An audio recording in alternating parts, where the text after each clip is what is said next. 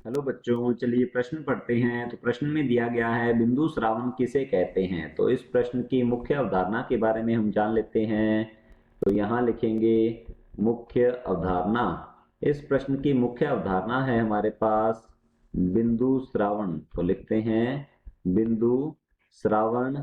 बिंदु श्रावण से तात्पर्य होता है पादप की पत्तियों के पादप की पत्तियों के के किनारों के किनारों पर पाए जाने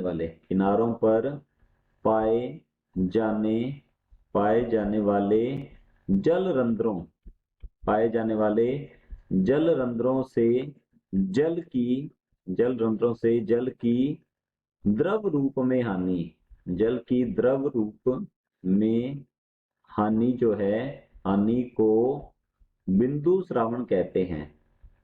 बिंदु श्रावण बिंदु श्रावण कहते हैं। और बिंदु श्रावण जो है ये शाकीय पादपों में अर्थात छोटे पादपों में पाया जाता है। और इसके लिए उत्तरदायी जो कारक हैं, तो यहाँ लिखेंगे इसके लिए उत्तरदायी जो कारक होते हैं ये हम लिख सकते हैं, जैसे कि वाष्पोसर्जन अनुपस्थित हो वाष्पोसर्जन वाष्पोसर्जन अनुपस्थित हो, अर्थात पादप जो है इसमें वाष्पोसर्जन ना पाया जाए, अर्थात ये मुख्यतः रात के समय होता है। और रंध्र जो है ये भी रंध्र बंद हो।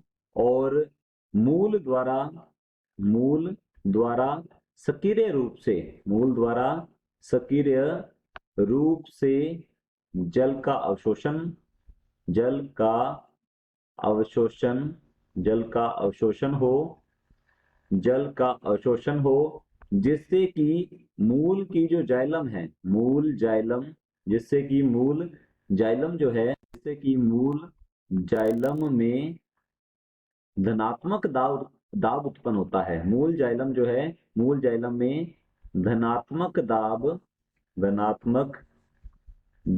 उत्पन्न होता है। और इस धनात्मक दाब को हम कहते हैं मूल दाब इसे कहा जाता है। अर्थात बिंदु श्रावण के लिए उत्तरदायी जो दाब होता है वह होता है मूल दाब।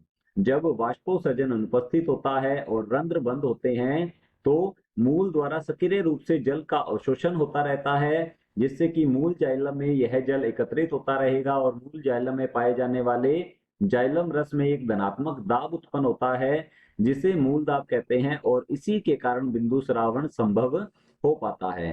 तो हमारा जो प्रश्न है बिंदु श्रावण किसे कहते हैं, पादप की पत्तियों के किनारों पर पाए जाने वाले जल रंध्रों से जल की द्रव रूप में हानि को बिंदु श्रावण कहते हैं। तो ये हमारे प्रश्न का उत्तर रहेगा। आशा करता हूं आपको समझ में आया होगा।